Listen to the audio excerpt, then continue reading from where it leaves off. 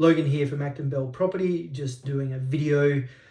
I did a post or a story a little while ago about just asking if people had any questions in regards to the real estate market, and had quite a few people reach out and sort of shoot me through a few questions. So I was just going to take some time to answer a couple of them. I won't get through all of them, but I'll probably do another video later on to answer any more that come through as well.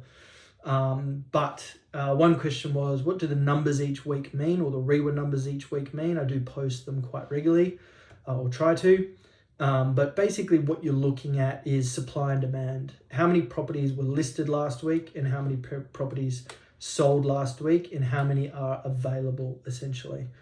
So supply and demand is what drives the market. If we have a lot of supply, so we list, or 10,000 homes get listed and only 500 get sold, there's huge supply and not enough demand.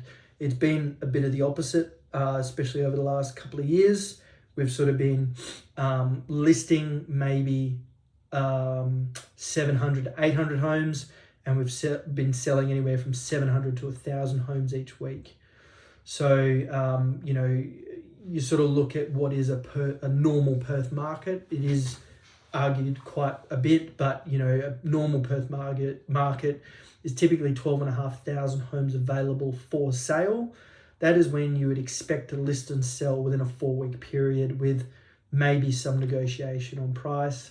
But that's typically a normal market, 12,500 homes for sale, and being listed and sold within a 4-week period.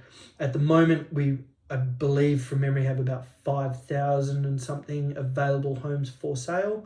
So again, we're less than half of the normal market, so to speak. So it is still very difficult for buyers at the moment to be able to buy something. And I guess you could sort of look at when this trend started, and it was probably a little bit just before COVID, when the government introduced the foreign investment tax. It took out a lot of the foreign investors when it came to them buying properties, because I think it's roughly another 7% tax on top of stamp duty that they then pay for established homes.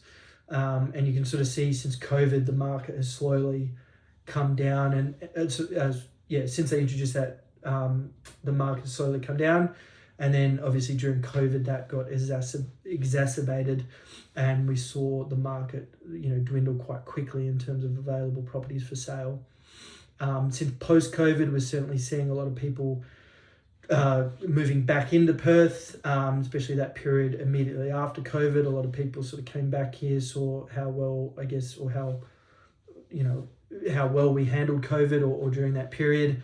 So a lot of people did flock here after the pandemic, and since then we still have a lot of work on in the mining sector, and there's still a lot of houses to be built. So there is still a lot of work around Perth, and people coming into Perth for those reasons, as well as I think the government had some requirements around police and medical staff requirements, essentially. So so it's certainly at the moment there is still a lot of pressure on buyers, and there is still a difficulty for people to be able to sell and buy. It's very easy to sell at the moment, but can be quite difficult to buy. That's why agents are even doing buyer's agency now, to sort of help people with the buying process, just to sort of help move them along. So anyway, next question was, what's a cooling off period? That's probably from an Eastern States buyer. So in terms of WA, we do not have a cooling off period. So part of, if you're looking to buy here from the Eastern States, please understand that we do not have a cooling off period. Cooling off periods are typically used for when the property is being sold via private treaty, over East in particular. And, that's why, probably another reason why auctions are so popular over East, is because there's no cooling off period. The property's being sold unconditional. So, and that's also why there's a 4-week, that's why an auction's typically a 4-week process. because that 4 weeks is deemed long enough to make sure you know what you're buying. So come auction day, it's an unconditional contract and it's done. Whereas with private treaty, once the property is listed for sale and online, for example, you write an offer, you can sell it in an hour of the property being launched online. So I assume that's the reason why there's a cooling off period over east for private treaty and not auctions. But WA does not have a cooling off period for either. So whether it's private treaty or auction, there is no cooling off period. So please understand that when purchasing in WA, especially if you're coming from over east, there is no cooling off period.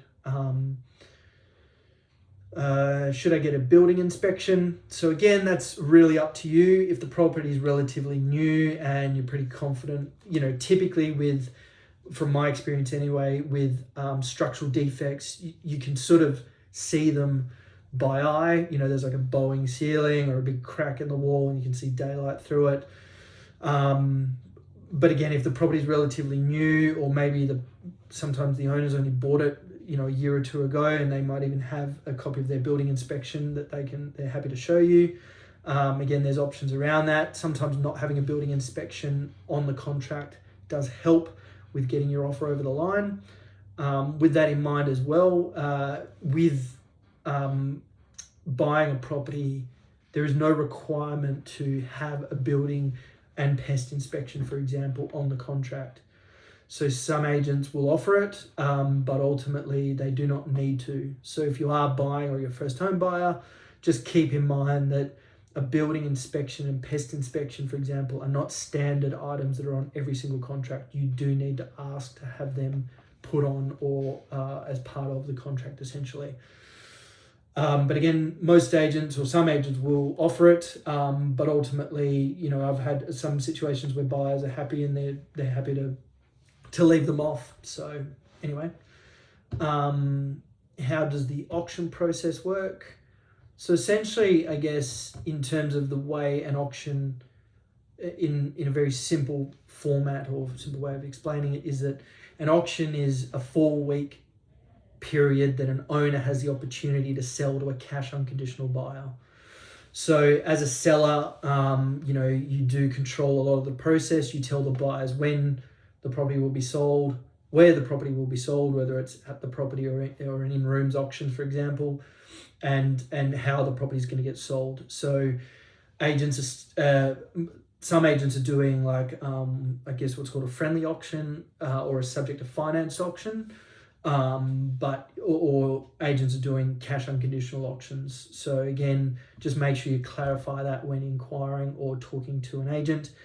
Just understand the terms and conditions that the property is being sold at with the auction. So, but an auction process is basically a 4-week period that an owner can sell to a cash unconditional buyer, and they're going to set a reserve, typically the day of the auction or a day before the auction.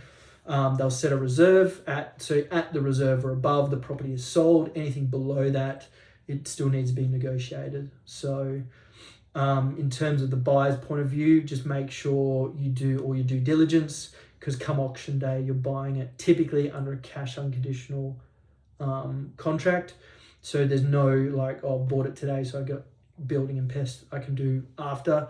You do need to have all that sort of done prior to the auction itself. So, but again, just double check with the agent, because some are even doing online auctions, which is, a whole nother thing as well. So, but hopefully that makes sense. Last one was, when is the best time to sell my home? There's no real perfect answer to this, and this is, something every agent will say. But ultimately, you need to understand that, it really comes down to your personal timing. So if you can, you need to assess, where you're at with life and what's happening, and just making sure it's the right decision for you. What you don't want to do, or what you want to try to avoid, is sort of selling now, renting for 6 to 12 months, and then buying down the track.